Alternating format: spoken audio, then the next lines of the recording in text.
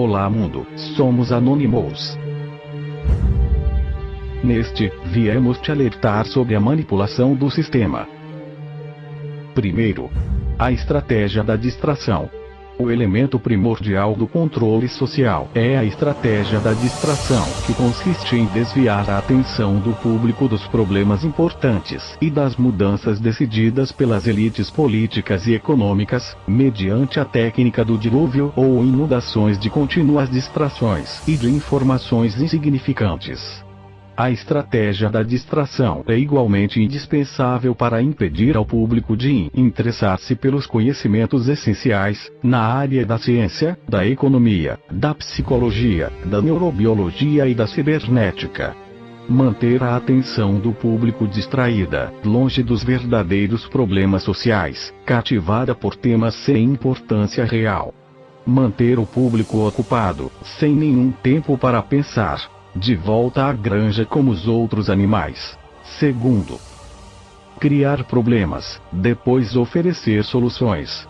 Este método também é chamado problema-reação-solução. Cria-se um problema, uma situação prevista para causar certa reação no público, a fim de que este seja o mandante das medidas que se deseja fazer aceitar. Por exemplo, deixar que se desenvolva ou se intensifique a violência urbana, ou organizar atentados sangrentos, a fim de que o público seja o mandante de leis de segurança e políticas em prejuízo da liberdade.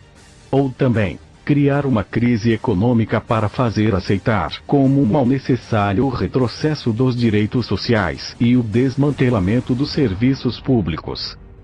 Terceiro, a estratégia da gradação. Para fazer com que se aceite uma medida inaceitável, basta aplicá-la gradativamente, por anos consecutivos. É dessa maneira que condições socioeconômicas radicalmente novas, como o neoliberalismo, foram impostas durante as décadas de 1980 e 1990. Estado mínimo, privatizações, precariedade, flexibilidade, desemprego em massa, salários que já não asseguram ingressos decentes, tantas mudanças que haveriam provocado uma revolução, se tivessem sido aplicadas de uma só vez. Quarto, a estratégia do deferido. Outra maneira de se fazer aceitar uma decisão impopular é a de apresentá-la como sendo dolorosa e necessária, obtendo a aceitação pública, no momento, para uma aplicação futura. É mais fácil aceitar um sacrifício futuro do que um sacrifício imediato. Primeiro, porque o esforço não é empregado imediatamente.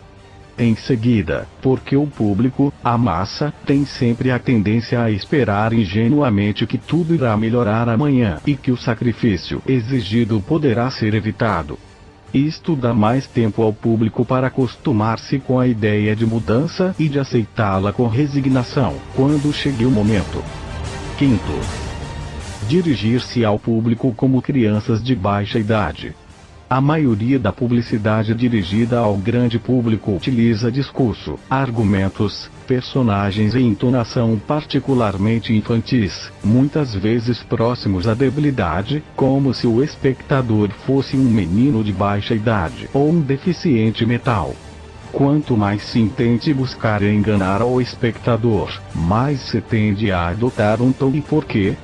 Se você se dirige a uma pessoa como se ela tivesse a idade de 12 anos ou menos, então, em razão da sugestionabilidade, ela tenderá, com certa probabilidade, a uma resposta ou reação também desprovida de um sentido crítico, como a de uma pessoa de 12 anos ou menos de idade.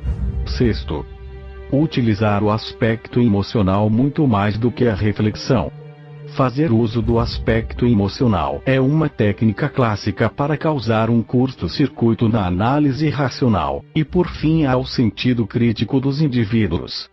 Além do mais, a utilização do registro emocional permite abrir a porta de acesso ao inconsciente para implantar ou enxertar ideias, desejos, medos e temores, compulsões, ou induzir comportamentos. Sétimo, manter o público na ignorância e na mediocridade. fazer com que o público seja incapaz de compreender as tecnologias e os métodos utilizados para seu controle e sua escravidão.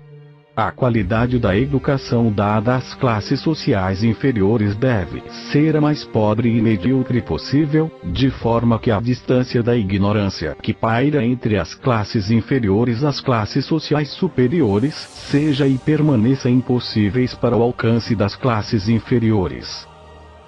Oitavo. Estimular o público a ser complacente na mediocridade. Promover ao público a achar que é moda o fato de ser estúpido, vulgar e inculto. Nono. Reforçar a revolta pela autoculpabilidade. Fazer o indivíduo acreditar que é somente ele o culpado pela sua própria desgraça, por causa da insuficiência de sua inteligência, de suas capacidades, ou de seus esforços. Assim, ao invés de rebelar-se contra o sistema econômico, o indivíduo se autodesvalida e culpa-se, o que gera um estado depressivo do qual um dos seus efeitos é a inibição da sua ação. E, sem ação, não há revolução. 10º. Conhecer melhor os indivíduos do que eles mesmos se conhecem. No transcorrer dos últimos 50 anos, os avanços acelerados da ciência têm gerado crescente brecha entre os conhecimentos do público e aquelas possuídas e utilizadas pelas elites dominantes. Graças à biologia, à neurobiologia e à psicologia aplicada, o sistema tem desfrutado de um conhecimento avançado do ser humano, tanto de forma física como psicologicamente. O sistema tem conseguido conhecer melhor o indivíduo comum do que ele mesmo conhece a si mesmo. Isto significa que, na maioria dos casos, o sistema exerce um controle maior e um grande poder sobre os indivíduos do que os indivíduos a si mesmos. Essa é a forma de manipulação que o sistema impõe a você. Até a próxima. Nós somos Anonymous. Somos uma legião. Nós não esquecemos. Nós não perdoamos. Nos aguarde.